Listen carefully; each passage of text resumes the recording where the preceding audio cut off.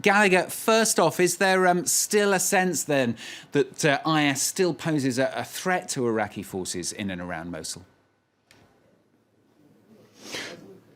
Well, absolutely. We, as a matter of fact, are inside the city, inside Mosul. And just moments ago, rounds of a mortar landed not that far from where we are standing, despite being with Iraqi troops, elite units who supposedly have secured the perimeter. But obviously, they're still coming under fire. So this is a pretty emblematic example, if you will, of the situation out here on the ground, where most swaths of land in and around the city are under the approximate control, I would say, of Iraqi forces. Remember that up until now, the groundwork has been laid by regular Iraqi troops, federal police, who are pretty much acting like military troops at this point, shelling, harassing positions held by the Islamic State organization. But those jihadists are still very much active within certain pockets of the city. Obviously, they still have access to their mortar cannons, because that is precisely what was being used just moments ago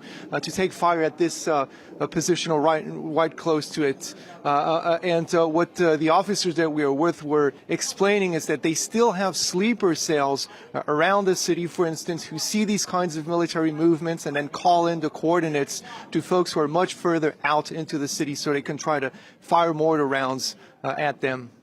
And Gallagher, you were telling me just before we came on air that you've seen droves of people fleeing the fighting there in the last few hours as well.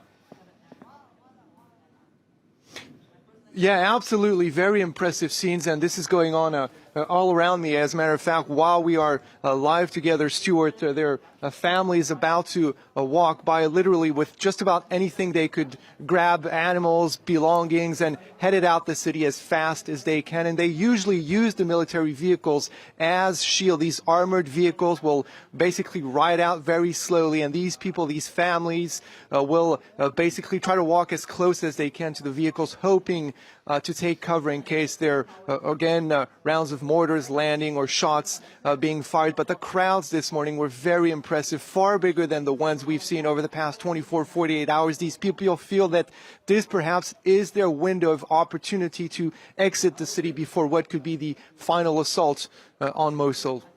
Gallagher, thanks very much. Gallagher Filmi, a correspondent there speaking to us from Mosul.